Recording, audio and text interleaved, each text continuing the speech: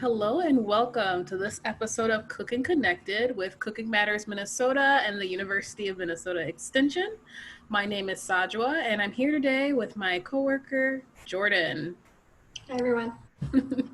All right, so today we're going to be doing the Works Pizza recipe. But before we get started with that, I'm going to go through a couple of things that have become standard with our videos.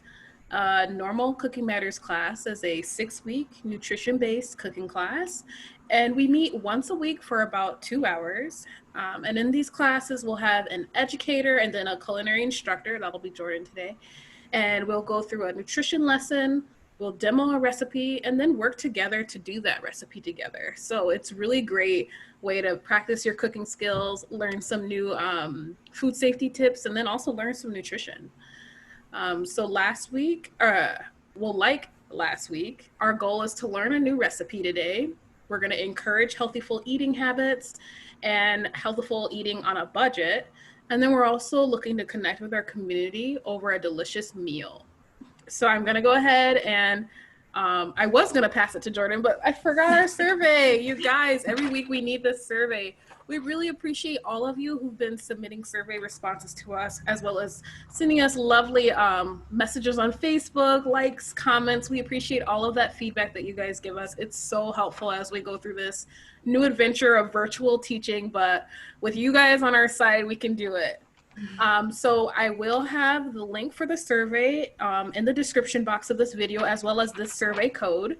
But today's survey code for Cooking Connected, the Works Pizza, is going to be E09684 And again, this is the survey code for the survey that I will be linking in the description box below. So please, if you have a couple extra minutes in your day, take some time and take the survey for us. It's really helpful as we continue this adventure of virtual teaching. And so now, not last or very least, I'm going to go ahead and pass the buck on over to Chef Jordan. Take it away, girlfriend. Hi, everyone. Welcome back. So today, as Sajwa mentioned, we're going to be making the Works Pizza, and we're also going to be making a whole wheat pizza dough. So the Works Pizza, you can buy a pre-made crust, but it is so much better if you make it at home for yourself, and you can actually add that whole wheat in there that we've all learned from Sajwa is awesome. We know how much she loves our whole wheat. I'm not embarrassed anymore, you guys. She's got that right. So we're going to actually incorporate that in our crust today. I really like this recipe. You can freeze the dough. Actually, you can make it ahead of time and freeze the dough. And you can also make your own little personal pan pizzas. What do you think, Sajwa? Oh my gosh, I love that idea of freezing the dough. I know last week when we did our video with the hearty egg burritos, we were talking a lot about meal planning, and freezing the dough again is another easy way. If it's a late night or you just got to pull something together and unfreezing that and making yourself a pizza, I think that's awesome. And I mean, I love things like that. So I'm really excited for this recipe. I can already see your ingredients down below in the chef's view. It's already looking like a rainbow, and then we've got whole grains. Let's do it. So today we're actually going to get started with the whole wheat dough. That just needs a little bit of time to rise. So we are working with yeast today. So let's get started with that. I'm going to go ahead and change my view so you guys can see my mise en place. Ooh. Or, as I like to say, mess in place. So we're going to go ahead and use a large bowl, and then we are going to use warm water. So warm water is very important for the yeast. So today we're going to be using a quick rise yeast. This is really awesome because it is quick, like it says. But warm water is very important. If it is too hot, it will actually kill your yeast and it won't rise. If it's too cold, they won't move. Nothing will really happen. So the sweet spot is about 110 degrees. I just kind of, if it's warm enough, that's where we're at. So let me grab a cup of water real quick. Okay. And speaking of yeast, I know that when I've been in the grocery store, I've seen other types of yeast that may not have been quick rise. As Jordan mentioned, the difference between those yeast and this yeast is just that this one has an accelerated process, so you won't have to wait as long. But if you wanted to use those other yeast options, they're perfectly fine. Just make sure you put a little extra time in your schedule for that process to be able to follow through, and you'll have a nice fluffy crust that we like. So we got our warm water here. I'm gonna go ahead and dump my yeast in.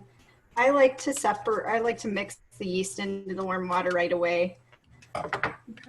So we're gonna add our yeast packet in. And then we're gonna go ahead and mix our whole wheat flour. And so today we're gonna be, like I said, using whole wheat flour. And you can definitely tell the difference. This is my whole wheat and this is my all-purpose. So it's the color difference. Whole wheat has all of that bran in there that we really like. So we're gonna go ahead and add that in. Oof, there we go. And what's awesome about this recipe is by combining both of those different types of flour, it's a way to kind of gradually introduce a whole grain into your diet. Like Jordan mentioned, that difference in color comes from having that whole grain, that entire grain, the bran, the endosperm, the germ, it's all in there together. And so that's where you're getting that extra texture and that extra like brown color versus an enriched flour where that's all been milled out. So keep that in mind. When you're using whole grain flours, it is going to have a bit more of a texture to it versus that like smooth, more fine bread that we're used to when you're having, you know, white breads or enriched flour breads. This crust does taste a little bit, it has a little bit more flavor. It's a little bit like it has a nuttier taste to it. Yeah. But it is still really awesome. This is what it's going to look like. It's not quite looking like a dough quite yet. So next we're going to add our oil, salt, and then we're going to add a little bit of all-purpose flour. So we're just adding a little bit of salt today, about a half a teaspoon. If I can find it here. Here we go. So just a little bit of salt. And then we're also going to add 2 tablespoons of canola oil. Again, today I'm using grapeseed. This is just my family favorite, so we always have this on hand. Yep. You can use a canola or an olive oil, whichever works best for you. Yep. So with this recipe, you're also going to add, it says about 1 1/4 cups of all-purpose flour. So I'm going to go ahead and add some flour in. You may not use all of this flour. So just add in, let's see here. I'm going to save a little bit on the side here because we are going to need that for our countertops. So we're going to get a little messy today. If kids in the kitchen, they will love this. Yes. Oh, I can already see how much they'd enjoy that. Yes. Just kneading the dough and everything. Oh, it's so much fun. It is a lot of fun. I always get really floury. The more messy you get, the more fun you're having. So we're hoping to see you a hot mess by the end of this video. Probably will be. I'm not gonna lie. So I'm just gonna go ahead and knead now. Yes. So we're gonna let this kind of come together. So there's a lot of different ways to knead. The way I was taught is you actually push your hand in and then kind of scoop it back and then keep pushing again. So my hand is actually sticking to this dough right now. If that happens, add a little bit more flour. Sure. Just keep adding flour. Essentially, you'll know when this is done, when it stops taking flour. So you'll see how it's kind of like right now, it's just kind of, doesn't look very nice. By the end, it's going to be this nice round ball. What we're doing is actually developing a protein called gluten, which is in the flour. Some people have gluten intolerances. I did want to talk about that real quick. Right now, I'm having trouble finding yeast on the shelf, or if you are gluten intolerant, you can make your crust out of something different. For instance, I really have love this cauliflower crust that you can make. Add some more vegetables to your diet. Oh yeah, we'll make sure to share that one in the description box. The cauliflower yes, one. We will share that. That is an awesome recipe. The cauliflower crust does not involve any yeast. I actually had some yeast on hand, so that's really lucky. But there's also some gluten-free recipes as well. If you have a gluten intolerance, you can still make an awesome pizza crust at home without using flour with gluten. So you can see it's kind of coming together now. Yeah. So it's, like I said, it's kind of not really taking much flour anymore. I'm just gonna kind of. You're really getting that exercise in there with the shoulder and. Yes, I'm definitely getting tired. My forearms are getting a little tired. So this would be the point where you would tag team a partner or somebody to come on in and help you out and take over that kneading for you, because you're getting that exercise. Yeah, it's a good stress reliever, that's for sure. Oh yeah, I could see that. So, all right, so we're gonna let this actually rise for a little bit. What I like to do is I am going to put it in a bowl with some saran wrap on top. Just let it heat, use the heat a little bit. That's another thing that gluten and yeast really like, actually. So I just added a little oil on top, so if it does rise a lot, it doesn't stick. So I'm just gonna stick it in this bowl and go ahead and let it rise for a little while. So then when we're cutting our vegetables for our pizza, hopefully that should be a little bit further along. So with that, we can go ahead and get started cutting our vegetables for our pizza. Okay. I told you I was gonna be a hot mess.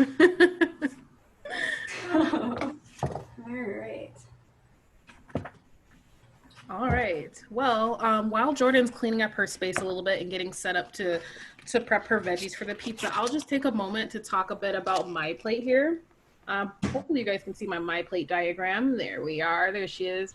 I wish she was in color because it's so beautiful. I love the way the my plate looks with all of the colors, but that's okay. We're going to work with what we got. So today's recipe, the whole wheat pizza dough with the Works Pizza. We're going to be getting our grains from the pizza dough, of course, and because we're using that whole grain flour, we are incorporating we're making half of our grains whole, so that's great. We're going to be getting dairy with the cheese that we'll be using today. Fruits, we had this argument or suggestion before in our Cooking Connected videos, but we are going to be using a little tomato, I believe. Right, Jordan? We are going to be using a tomato today. Yes. So we can have a little fruit. So we'll have fruit. And then, of course, we've got mushrooms, onions, bell peppers as our veggie. And then the last thing would be our protein. And we'll be using some turkey pepperoni slices for that. So that's a really great, there you go, Jordan's showing it for us. That's a really great thing. Whenever you're looking at a recipe, look at how your recipe hits all of the components of my plate. So today, it looks like we're going to be hitting all of our targets. And we'll be touching back in a little bit more with that later. So back to you, Jordan. So I've already got my vegetables rinsed here. And as always, I have my hands already washed. My space had already been sanitized, especially when we're working with that dough. We really want our countertops clean. So please make sure that you disinfect your countertops before you start working with your dough. Yes. So my vegetables, like I said, are already rinsed. And this recipe, let's see here, we're going to go ahead and rinse and peel our onion. So I do have a few onions already chopped. You may not use a full onion for this, but as always, we had cut our onion in half. We cut the top off, and now I'm just going to go ahead and make these nice little slices. We've learned this a little bit. Of course, using proper knife techniques, please pinch your blade and wrap your fingers around just like that. Yes, certainly. Yeah, I believe we saw this technique in our pasta with roasted vegetables recipe. So if you want to check that out, go ahead to the Cooking Connected playlist right here on our YouTube channel. You'll be able to see that. Jordan does an excellent job of showing us again how to cut an onion, and I really love it. I've been using that technique lately, and it's been really helpful. So. Here, yeah. Sometimes I know we've been getting a lot of feedback that this is helps you not cry when you're cutting onions. So, all right. So we got a nice dice here. Now, when you're making a pizza, I want you to think about how big everything is going to be on your pizza. Yep. So some people might not want a small dice. They might really like onions, or maybe you have kids at home that don't like onions. You can chop these a lot finer. You can leave them out. Put toppings on it that you enjoy. Yep. So we've got our nice onion here. We're going to go ahead and cut our tomato. That tomato's so beautiful. It's so red. Just got the sky this morning. So here. So again, you can use, as I had mentioned in a previous video, you can use a serrated knife. I just sharpened my knife, so it's working pretty well. So you can go ahead and cut that. I did want to mention, I have seen pizzas with a slice just on top. If you really like tomatoes, you can definitely do that. Maybe if I was making like a margarita pizza with that's a good tomatoes and mozzarella, that would be something that I would do. But today we are doing the Works pizza, which is a lot of veggies. And I don't really like a big chunk of tomato on my pizza. That's fair. Another great tip when it comes to incorporating different veggies into your pizza, and especially a Works pizza like this, you could also cut them up really fine into a mince. I know that we've talked about this technique before in some of our other videos, and you can incorporate that into your sauce if you wanted to do that, especially if you have children who might be a little skeptical trying new vegetables. I do see we're going to be working with some mushrooms today, so that might be a great idea to incorporate those new vegetables, and that way your kids can still try them or your partner can still try them, and you kind of sneak them in and then you can surprise them later like, hey, the secret's out. So we actually did, I had a little bit of extra green bell pepper. Like I said, you may not use all of your vegetables for this pizza. So you could save those for another time and maybe make an omelet. I know that's what I like to do. So we're gonna do some green bell pepper and red. Now bell peppers, it's really easy to cut off a big chunk of bell pepper. I'm gonna cut these up because I do not wanna waste. Right. You know, these are $2 a piece or more. So if I cut off that much, I already cut off what, 50 cents of my pepper. Yeah, that's a really great point. And I see that you've got a little pile of your scraps gathering on the corner there. So again, if you want to make the most out of your vegetables and even out of the scraps, the parts that you're not really interested in incorporating in your recipe, save that for your vegetable broth. Put that in your veggie broth bags, you guys. And we've been doing this for a couple of weeks, so you should be building up a really nice broth bag by now. Great. All right, so I just kind of cut these into strips, and then I'm gonna go ahead and dice them real quick. We don't eat many bell peppers on our pizza, so I'm gonna cut them a little bit finer. There we go. And then I already did our first step, and I hadn't mentioned that yet. Preheating your oven. Of course, I always forget that step, so please don't forget to preheat your oven. Pizzas bake at a really high temperature, so we're preheating our oven today at 450 degrees. So it's pretty high and hot that we are cooking our pizza at. I do have some already pre-sliced mushrooms you will see over here. I have rinsed those again. Again, the packaging didn't say that it was already washed or rinsed for us. Right. So it's just really important to make sure that we're rinsing those, making sure all the dirt comes off of there. So I'm just going to chop these bottoms of the bell pepper real quick. Use as much as that bell pepper as you can. Like I said, they're kind of spendy. They are. And I always like to add a few different colors of bell peppers if I'm using them. Yeah, I really like how you've got two colors going on. I mean, that's such a beautiful contrast. I know it's going to look absolutely lovely on your pizza. That's right. So you see my knife is kind of chopping down there. I just wanted to make another plug for the proper knife safety of using your claw again. My knife came down on my finger when it was going like that. It would hurt really bad. So please make sure you're using the claw. Sometimes it takes a little time to get used to it, holding your knife properly and using the claw, but it is a very good habit to be in. Yeah, and making sure that you're taking your time as you're cutting. I mean, as you get used to doing more cutting and in your cooking, you'll become more comfortable, of course. But when you start cooking, no one's expecting you to be the top chef and the fastest prep guy out there. So be sure to take your time with your cuts and really pay attention to what you're doing. I know in one Cooking Matters class, Jordan was mentioning how when she's holding her knife or she's doing cutting, and even if she's having a conversation, she's looking down at what she's doing and when she's not cutting, then she'll look up. So just keep that in mind. That's right. So if you have a pizza pan, you can use a pizza pan. Today I only have one pizza pan, so I'm actually going to use a casserole dish. You can make them on a cookie sheet, your pizzas. But today, like I said, we're going to go ahead and use a casserole dish for this. So, all right. So we had a little bit of time to rise. It's a little bit softer. Our dough's a little bit softer.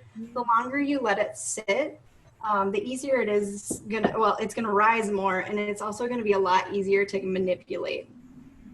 So let's see here. We're gonna go ahead and just press this out. So I did oil my pan a little bit. You can use spray, but I do not like using the spray. So I'm just gonna go ahead and use some oil. And it works the same way as the spray. So again, like Jordan mentioned earlier, she's using the oil of her choice, one that she prefers. You can use any oils that you feel comfortable with, and just rub it in just like she did there, and you'll get the same exact effect. I often find that it's cheaper actually to get it in the bottle versus the spray can. So, and it's a little bit more versatile. So just keep that in mind. But if you're into the spray, go for it. That's right. So we're going to have a kind of a thick crust today, but we're going to go ahead and spread this out on the pan. And let's see here. Next, we're going to go ahead and we're using a tomato sauce today for our pizza sauce. So you can use pizza sauce, but it's a little bit cheaper to just buy tomato sauce and then season it the way that you like it. Yep. So the recipe calls for actually using basil. Let's see here. It's basil, oregano, and then a little bit of parsley.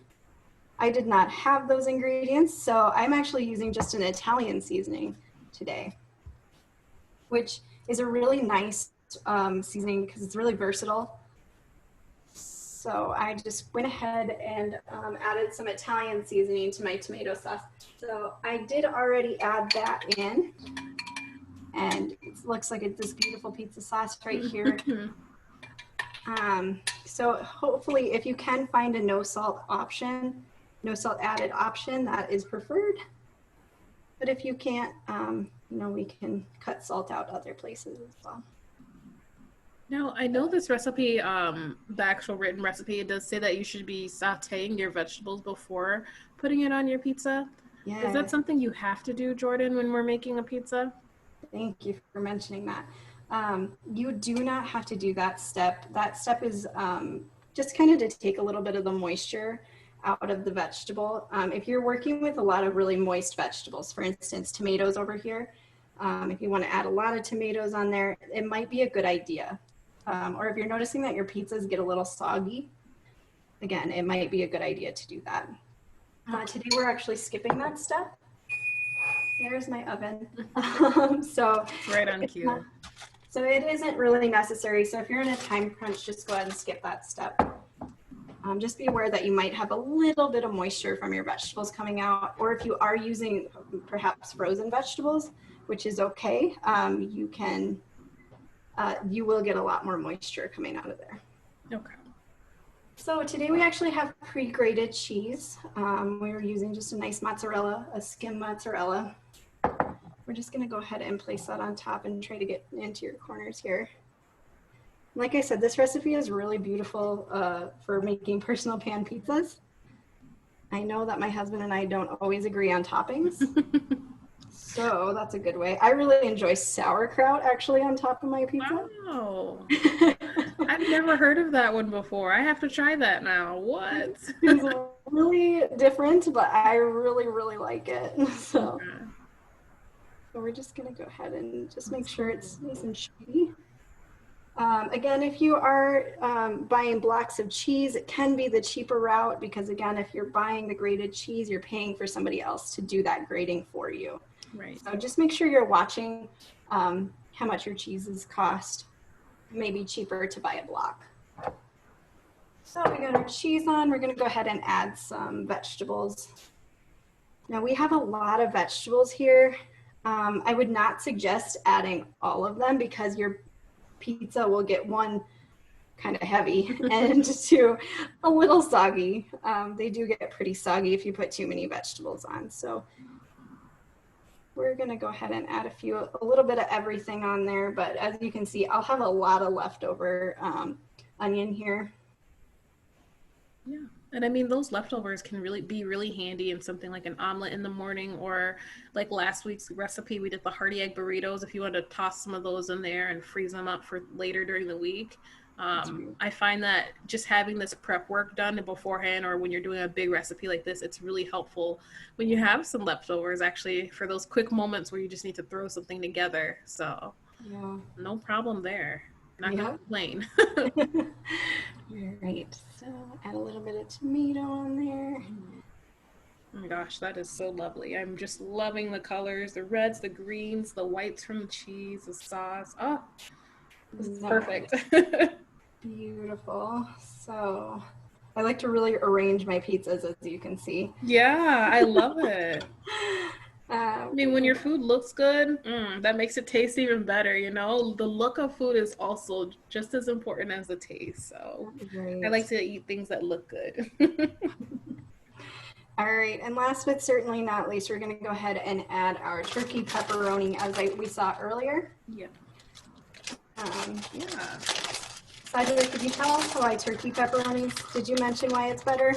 Well, actually, I am going to get to that right now. So the reason why we're using turkey pepperoni with this recipe is actually it's got less sodium than the regular standard pepperoni. I want to say 15% less or something like that. It even says so in the package, right? Yeah, it looks like 60% less fat. Less fat, and yes, fat. So the reason why we're doing that is using lean proteins like a turkey or a chicken on your pizza. They're always going to be really great options as opposed to something more fatty like a beef or a lamb or something like that. They're both going to make really delicious pizzas, but they're going to be less fatty. And then my point with the sodium is we're going to want to make sure we're being careful about how many slices of pepperoni we're adding and making sure that you're actually reading that nutrition facts label. And that's a point that I wanted to talk about today is reading food labels. Today I have my demo label. Here we go. And take a note that when you're looking at the nutrition facts panel, it shows what the serving size is right here underneath nutrition facts. And so I believe the serving size for those pepperoni slices is 15, right? Yes, 15 slices. 15 slices. So 15 slices is the serving size. You have to remember when you're reading nutrition facts, if you're going to be going over the recommended serving size, you are going to want to go ahead and multiply the amount of the like the different information that's on here. So if you're going to be doing 30 slices, for example, you would have to double the amount of sodium that's here in the nutrition facts panel. And that's going to be for all of these things, the calories, the fat, cholesterol, sodium. You're going to want to double that if you're going to be eating more than the recommended amount. I really like the nutrition facts panel because it gives you a really great outline of what you're eating and what you're putting in your body. If you want to take a look over here at that percent over there in that column, the percent, that's called daily value, your percent daily value. And a great tool that we like to mention in Cooking Matters classes is if it's 5% or less, it's considered low, and then 20 or more is considered high. So when you're looking at, for example, this is just a mock label that I have here. It says the sodium, and if you look over, 20%. So whatever this item is, it would be considered high in sodium versus looking at the fat or saturated fat, for example, 3%. So it would be considered low on saturated fat. So that's a really great quick tip if you just want to quickly look over something and see what's in there and get an overview of what that is. But as always, when you're adding things like cheeses, Pepperonis, watch out for your fats, sodiums, and sugars. Those are all things we want to be lower. And then things like fiber, we want to be higher on that higher scale. So just keep that in mind, and be sure to always take a look at the nutrition facts panel. It's not nearly as scary as it looks. And then with practice, you'll get better with reading it and becoming more comfortable. Just a quick note, you can also see the protein here, your vitamins, all types of things are on the nutrition facts panel. So take a look at that and you will be able to get a better view of what you're putting into your body. Thank you, Sajwa. Of course. So we're gonna go ahead. This is what our pizza will look like. Once we're all dressed up, it's all done there. So we're just gonna bake this for 20 minutes at 450 degrees. I had actually baked a pizza a little earlier, so we've got a little bit of pizza here. Swap out. So like I said, I had made actually a round pizza before, so that's why it's like this, but it is a really beautiful recipe. And like I said, you can freeze this recipe and make it for your kids at a different time. So that is our Works pizza and our whole wheat crust. All right. Well, Jordan, I just want to say thank you for putting in all that hard work and creating such a beautiful masterpiece for us to be able to watch and replicate later in our own kitchens.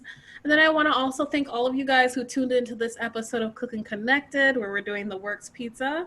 Again, I'm going to encourage you all to take a few moments out of your day if you can and take our survey for us. I've got the code up here again.